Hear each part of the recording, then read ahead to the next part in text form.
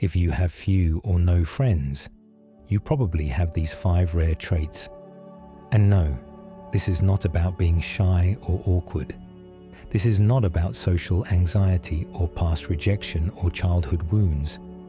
This is about something far deeper, something most people never talk about because they do not even know it exists. Something that might finally explain why you have always felt different from everyone around you. Picture this. You are at a gathering. People are laughing. Conversations bounce from one topic to the next like skipping stones across a pond. But you are not skipping. You are standing at the edge of the water, watching the ripples fade. You are not bored. You are not judging.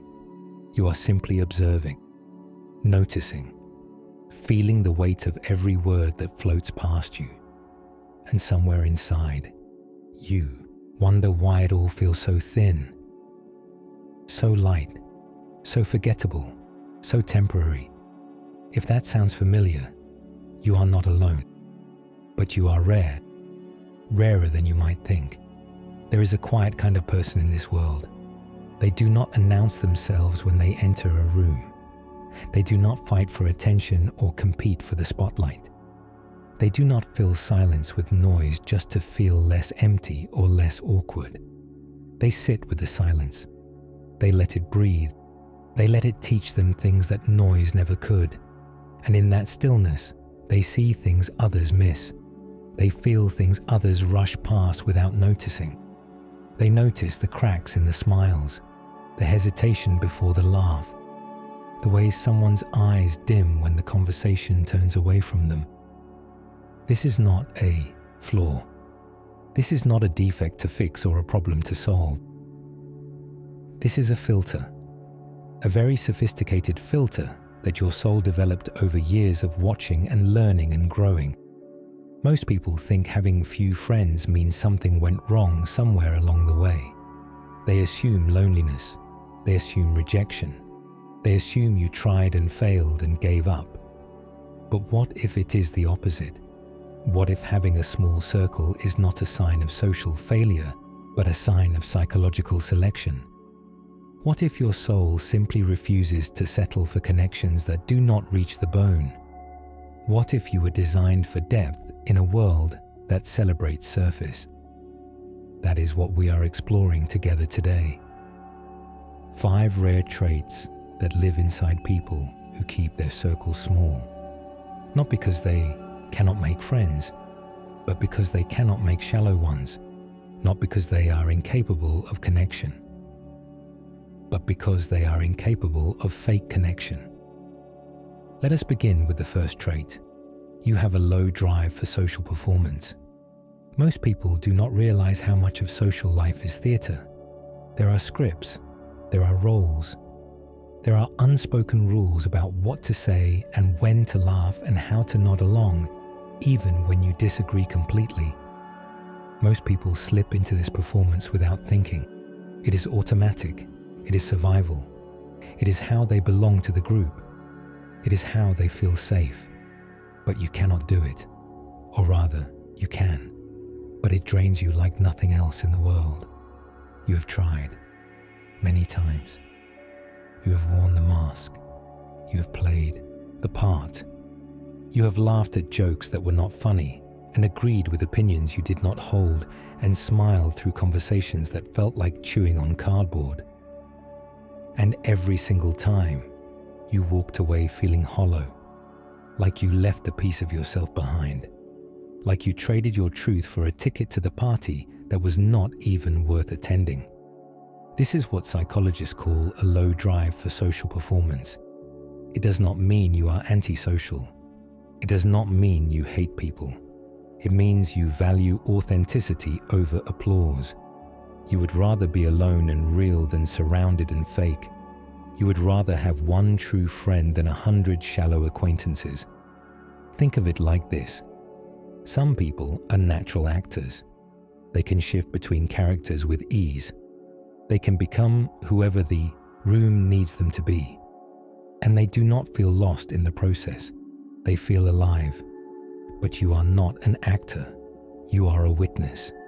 You cannot pretend without feeling like you are betraying something sacred inside yourself. And so, you choose honesty, even when honesty means sitting alone at the edge of the party. This trait alone shrinks your social circle significantly, because most social spaces reward performance. They reward the loudest voice, the quickest wit, the smoothest charm, the most entertaining personality. And if you cannot perform, you do not get invited back. Not because you are unlikable, but because you are inconvenient. You remind people that the game they are playing is just a game. And most people do not want to be reminded of that uncomfortable truth. But here is the gift hidden inside this struggle. The people who do stay, the ones who see you without the mask and choose you anyway, they are pure gold. They are the ones who want the real you, not the performance, not the polished version, not the character you could play. Just you. And that kind of connection is worth more than 1,000 surface friendships combined. Now let us move to the second trait. You have a high threshold for cognitive noise.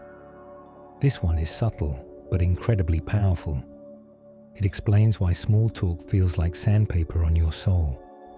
It explains why casual conversations leave you feeling more drained than energized. Most people can float through casual conversation without much effort. They talk about the weather for 15 minutes. They gossip about co-workers. They debate which restaurant has the best tacos.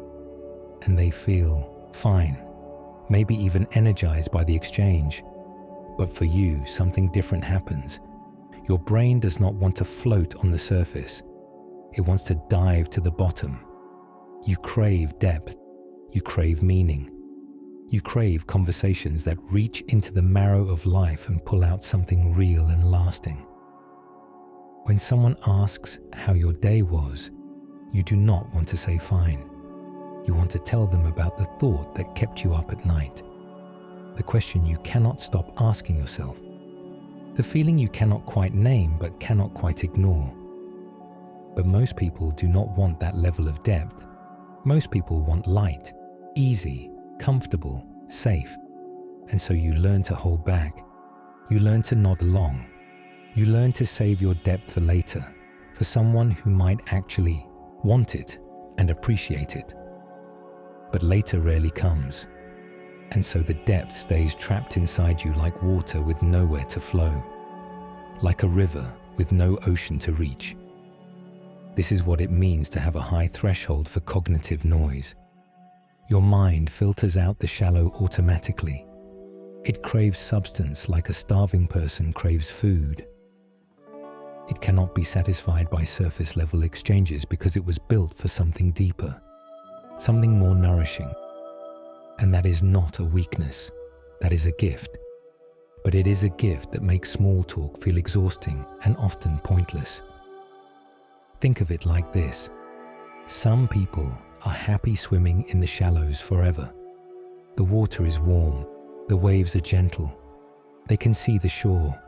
They feel safe there, but you were born to dive, for pearls.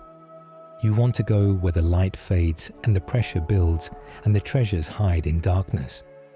And you cannot explain to the people in the shallows why you keep disappearing beneath the surface. They think you are strange. They think you are too intense. They do not realize you are just looking for something they have never thought to search for. This trait filters your friendships naturally, because true connection requires depth, and depth requires someone willing to dive with you into the unknown. Most people are not willing. Most people paddle in the shallows and call it swimming. But you know the difference. And once you know, you cannot pretend you do not. Let us continue to the third trait. This one is particularly fascinating. You have emotional pattern recognition. This one might surprise you. It is not something most people talk about or even recognize in themselves. But it is one of the most defining traits of people who keep their circle small. You notice things others miss completely, things others do not even know are there to be noticed. You see the flicker in someone's eyes when they say they are fine, but they are clearly not. You hear the slight change in tone when someone mentions a name they have not forgiven. You feel the shift in energy when someone walks into a room carrying something heavy they have not spoken about yet. You are a detective of emotion, and you did not choose this ability. It chose you. This is not mind reading. This is pattern recognition developed over many years of watching and listening and feeling and analyzing. Your brain has built a vast library of emotional data. You know what genuine laughter sounds like versus polite laughter. You know what real interest looks like versus performed interest. You know when someone is leaning in because they truly care and when they are leaning in because they want something from you. And this knowledge changes everything about how you relate to the world. It changes how you see people. It changes how you trust. It changes what you are willing to accept in a friendship. Because once you can see behind the curtain, you cannot unsee it. Once you notice the patterns, you cannot ignore them no matter how hard you try. And suddenly, most relationships feel hollow. Not because the people are bad or evil, but because the connection is not real. It is a dance of masks, and you can see both masks clearly. This trait makes you selective, not by choice, by necessity. You cannot invest in someone whose patterns tell you they are not safe. You cannot open up to someone whose eyes tell you they are not truly listening. You cannot pretend a friendship is deep when every fiber of your being knows it is shallow and performative. But here is the beauty of this burden. When you do find someone whose patterns match your own, someone whose emotions ring true every time, someone whose presence feels like coming home after a long journey, that connection is unshakable because it is built on sight, on truth, on the kind of knowing that most people never experience in their entire lives. Now we arrive at the fourth trait. You have moral consistency. This bond runs deep, deeper than most people realize or want to explore. You do not bend your values to fit the room. You do not change your beliefs to match the crowd. You do not nod along with ideas that feel wrong just because everyone else is nodding enthusiastically. Your inner compass is strong, maybe too strong for comfort, and it points toward truth even when truth makes you unpopular. Even when truth makes you an outsider. Most people do not operate this way. Most people absorb the opinions of their environment like sponges absorb water. They believe what their friends believe. They value what their culture values. They rarely question the water they swim in because questioning feels dangerous. It threatens belonging. And belonging for most people matters more than truth ever could, but not for you.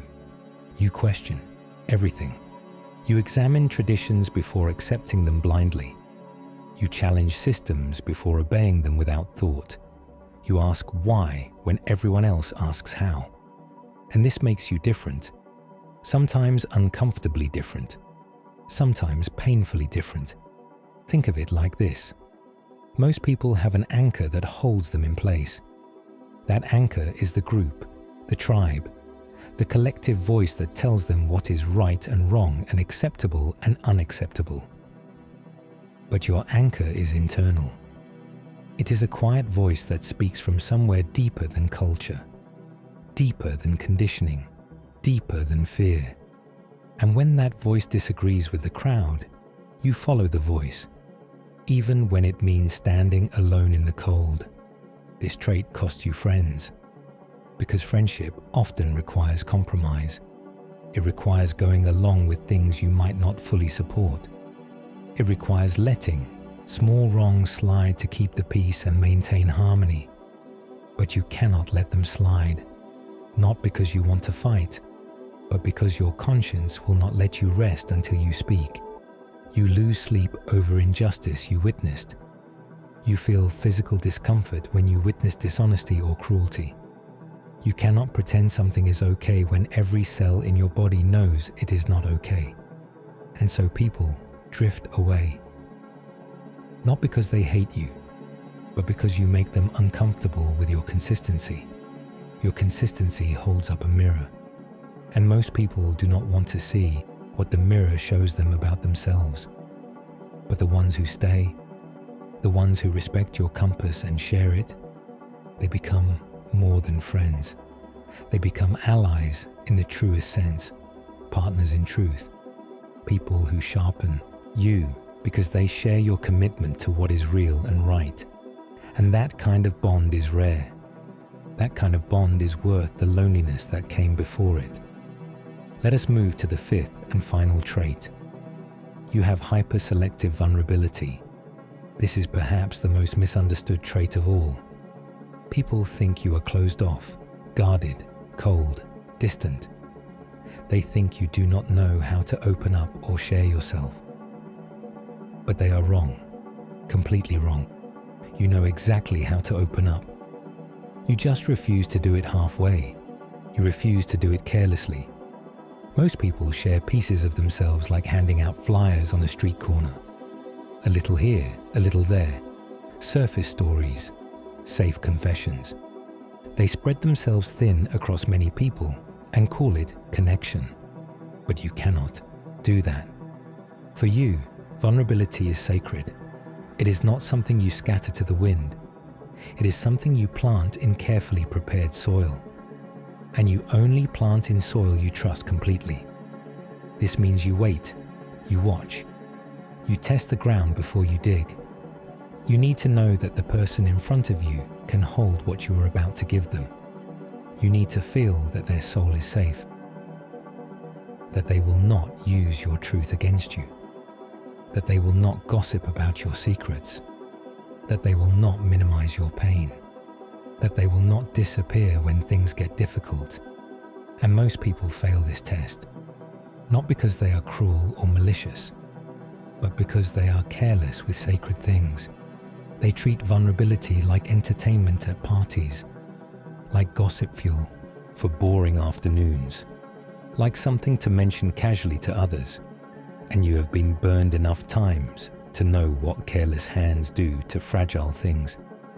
So you keep the door closed, not locked forever, just closed, waiting for the right knock, the right voice, the right presence that tells you it is finally safe to open.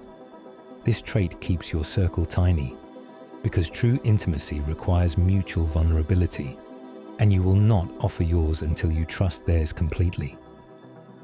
But when you do find that trust, when you do open that door, what pours out is not small talk. It is not surface friendship. It is soul meeting soul in the most profound way.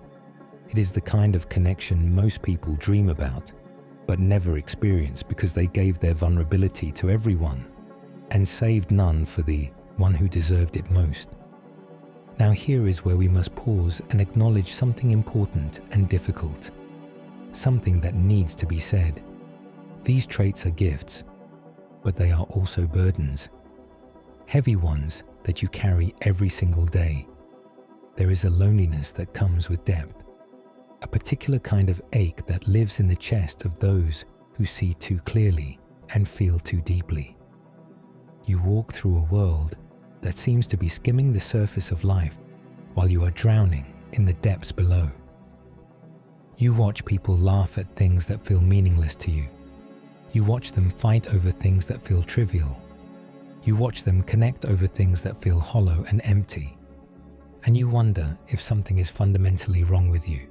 It is not wrong to want more, but wanting more in a world that celebrates less can feel like exile. Like you are speaking a language no one taught you and no one else learned. Like you are homesick for a place you have never been but somehow remember. And when you do open up, when you do let someone in past all your defenses, the betrayal cuts deeper than it does for others. Much deeper, because you did not give them a piece of yourself.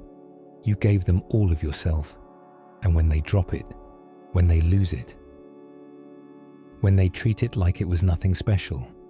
The wound does not heal quickly. It echoes for years. It teaches you to be even more careful next time, and the circle shrinks again. This is the double-edged sword of awareness. You see beauty others miss completely, but you also see pain others ignore happily. You feel joy more deeply and intensely, but you also feel disappointment more sharply and painfully. You connect more profoundly with rare souls, but you also grieve more completely when those connections end or are broken. But here is what I need you to understand, what I need you to carry with you. Your small circle is not a failure. It is a sanctuary you built. Think of a garden, a small garden tended with great care. Some people plant hundreds of seeds and hope a few survive the season.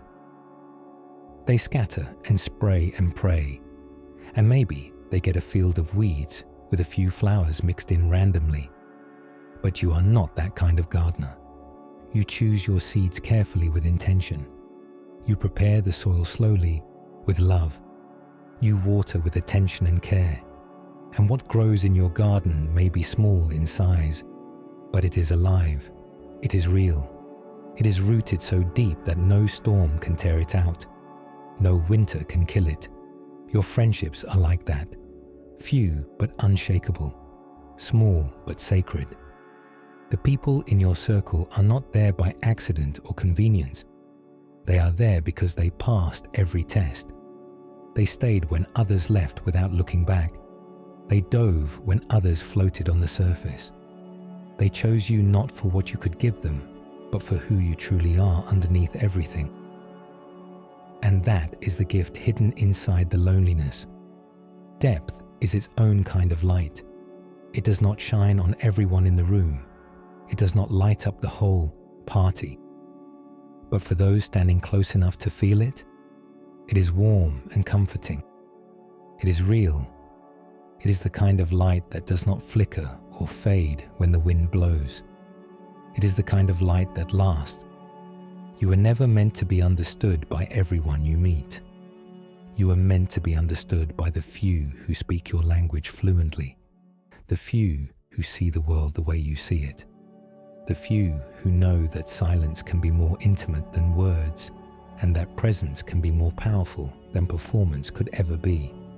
So if you have few friends, do not see it as a wound that needs healing.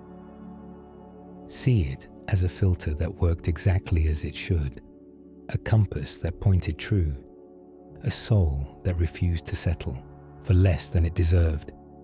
The world needs people like you, desperately, now more than ever. People who remind us that connection is not a numbers game, that friendship is not a popularity contest, that the quality of our bonds matters infinitely more than the quantity of our contacts. You are not broken. You are not too much. You are not too intense. You are simply built for depth in a world that often settles for shallow waters. And that is not something to fix. That is something to honor and protect and celebrate. So keep your circle small. Keep it sacred. Keep your standards high. Keep your heart open, but your door selective. The right people will find you. They always do, because depth recognizes depth across any distance, and light, no matter how quiet, always finds its way to those who need it most. If this message reached something inside you today, if you felt seen in these words for the first time in a long time, consider subscribing. There is more to explore together, more to understand about yourself, more light to uncover in the quiet corners of the mind, and I would love to have you along for the journey. Until next time, take care of your depth, guard it, nurture it, let it grow. It is rarer than you know, and the world needs it more than you realize, more than words could ever express.